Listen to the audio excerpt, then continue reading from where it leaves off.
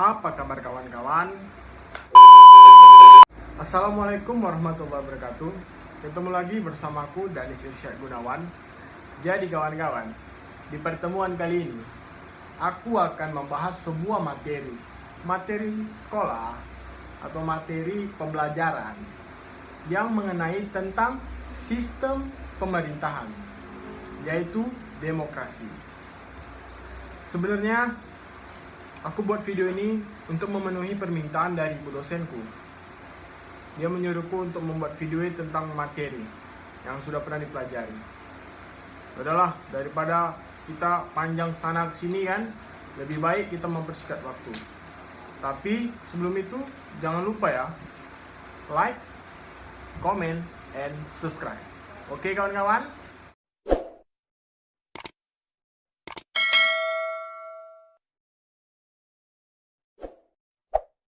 Terima kasih kawan-kawan yang telah mensubscribe channel aku ya. Terima kasih sekali. Oke, kita akan melanjutkan mengenai materi kita ini, yaitu demokrasi. Sebelum itu, pertama-tama kita harus mengetahui apa itu demokrasi. Demokrasi itu berasal dari bahasa Yunani, yakni demokratia. Kata ini terbentuk dari dua suku kata, yaitu demos dan kratos. Demos yang artinya rakyat, kratos yang artinya kekuasaan. Jadi dapat kita simpulkan bahwa demokrasi memiliki arti kekuasaan rakyat. Demokrasi mencakup 4 sektor, yaitu sektor politik, sosial, budaya, ekonomi.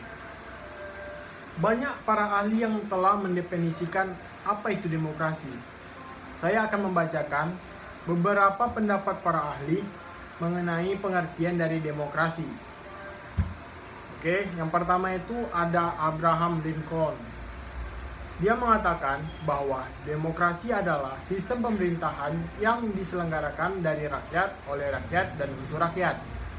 Kemudian Carles Costello mengatakan bahwa demokrasi adalah sistem sosial dan politik pemerintahan diri dengan kekuasaan-kekuasaan pemerintah yang dibatasi hukum dan kebiasaan untuk melindungi hak-hak perorangan warga negara. Kemudian Hans Kelsen, dia mengatakan demokrasi adalah pemerintahan oleh rakyat dan untuk rakyat, yang melaksanakan kekuasaan negara ialah wakil-wakil rakyat yang terpilih, di mana rakyat telah yakin bahwa segala kehendak dan kepentingannya akan diperhatikan di dalam melaksanaan kekuasaan negara. Jadi itu definisi menurut para ahli. Jadi dapat kita simpulkan bahwa demokrasi secara umum adalah sistem pemerintahan dengan memberikan kesempatan kepada seluruh warga negara dalam pengambilan keputusan, di mana keputusan ini akan berdampak bagi kehidupan seluruh rakyat. Arti lainnya adalah rakyat bertindak sebagai pemegang kekuasaan tertinggi. Jadi pemerintah tidak bisa semena-menanya mengatur-ngatur rakyat. Tagline-nya itu nggak salah, dari rakyat, oleh rakyat, dan untuk rakyat. Itu tadi pembahasan mengenai definisi atau arti dari demokrasi itu sendiri. Selanjutnya kita akan membahas mengenai sejarah dari demokrasi itu. Demokrasi itu diterapkan pertama kali itu di zaman Yunani kuno. Dengan sistem ini, rakyat bisa terlibat langsung dalam pengambilan keputusan menyangkut keberlangsungan suatu negara. Jadi, seluruh perkara kenegaraan harus dibicarakan langsung dengan para rakyatnya. Demokrasi murni atau demokrasi langsung adalah sistem yang diusung pada zaman itu.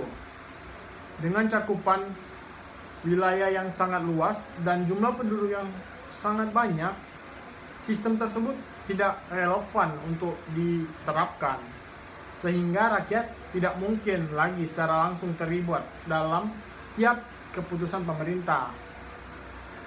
Gak mungkin dong seluruh rakyat yang begitu banyak dikumpulkan di satu tempat untuk dimintai sesuatu pendapatnya. Makanya lah terbentuklah seperti sekarang dengan adanya Dewan Perwakilan Rakyat sebagai perpanjangan tangan dari aspirasi rakyat. Kondisi ini memunculkan istilah demokrasi perwakilan dan demokrasi tidak langsung. Jadi begitulah sejarah dari demokrasi itu. Oke, selanjutnya kita akan membahas tentang ciri-ciri demokrasi. Apa saja itu? Yang pertama itu ada seluruh keputusan yang ditetapkan oleh pemerintah. Yang kedua, menerapkan ciri konstitusional. Yang ketiga, mempunyai perwakilan rakyat. Yang keempat, menyelenggarakan pemilihan umum. Yang kelima, terdapat sistem kepartaian. Kita juga akan membahas satu-satu dari ciri-ciri demokrasi tersebut. Yang pertama tadi, seluruh keputusan yang ditetapkan oleh pemerintah selalu berlandaskan atas aspirasi dan kepentingan warga negara. Jadi bukan atas dasar kepentingan pribadi atau kelompok, sehingga bisa mencegah praktek korupsi yang merajalela. Yang kedua tuh, menerapkan ciri konstitusional. Hal ini berkaitan dengan kehendak, kepentingan, atau kekuasaan rakyat, di mana hal ini tercantum di dalam penetapan hukum atau undang-undang. Hukum yang tercipta harus seadil-adilnya. Yang ketiga itu, mempunyai perwakilan rakyat. Seperti Indonesia, terdapat lembaga legislatif bernama DPR atau Dewan Perwakilan Rakyat, sehingga urusan negara, kekuasaan, dan kedaulatan rakyat diwakilkan pada anggota dewan. Mereka sudah terpilih melalui pemilihan umum. Mereka tidak boleh juga mementingkan diri sendiri. Mereka harus mementingkan juga kepentingan rakyat yang berpegang pada mereka. Yang keempat adalah penyelenggaraan pemilihan umum. Pesta rakyat ini harus digelar secara berkala, sehingga terpilih perwakilan atau pemimpin untuk menjalankan roda pemerintahan. Nah, di sini pemerintah itu tidak boleh tetap, dewan itu tidak boleh tetap, harus berganti setiap periodenya, supaya tidak ada penyalahgunaan kekuasaan, tidak ada kasus korupsi yang kita dengar-dengar ini, tidak ada lagi. Oke, yang kelima, terdapat sistem kepartaian. Partai merupakan sarana atau media untuk melakukan sistem demokrasi. Dengan adanya partai rakyat, bisa dipilih sebagai wakil rakyat, sebagai penerus aspirasi dari rakyat, sehingga pemerintah bisa mewujudkan keinginan rakyat, sekaligus wakil rakyat bisa mengontrol kerja pemerintah. Jadi begitulah ciri-ciri dari demokrasi. Selanjutnya kita akan membahas macam-macam demokrasi. Macam-macam demokrasi bisa dilihat dari faktor perhatiannya dan faktor penyaluran kehendak rakyatnya. Model demokrasi berlandaskan fokus perhatian. Yang pertama itu ada demokrasi formal, yang kedua demokrasi material, yang ketiga ada demokrasi gabungan. Demokrasi formal, sistem ini tidak mengurangi kesenjangan ekonomi sedikit pun dan sangat fokus pada sektor politik. Kalau demokrasi material, sistem ini tidak mengurangi kesenjangan politik sedikit pun dan sangat fokus pada bidang ekonomi. Yang ketiga, demokrasi gabungan, sistem ini kolaborasi demokrasi material dan demokrasi formal. Baru ada lagi model demokrasi berlandaskan pada penyaluran kehendak rakyat, di mana ada dua, yaitu demokrasi langsung dan demokrasi tidak langsung. Demokrasi langsung itu sistem pemerintah itu melibatkan rakyat secara langsung, yang sudah kita bahas tadi kan, banyak tadi udah, khususnya dalam pengambilan keputusan seperti pemilihan umum. Lalu yang kedua itu demokrasi yang tidak langsung.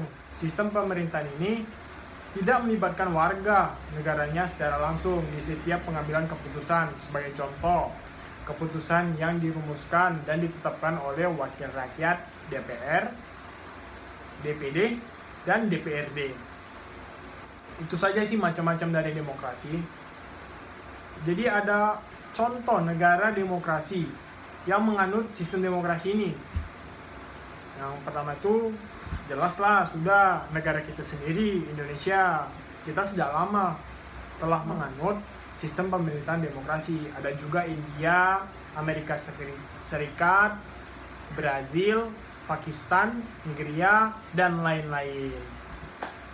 Mungkin sekian itu aja pembahasan materi kali ini yang dapat aku berikanlah kepada kalian-kalian, kawan-kawanku. Mungkin itu saja ya. Sekian dan terima kasih. Wassalamualaikum warahmatullahi wabarakatuh. Goodbye.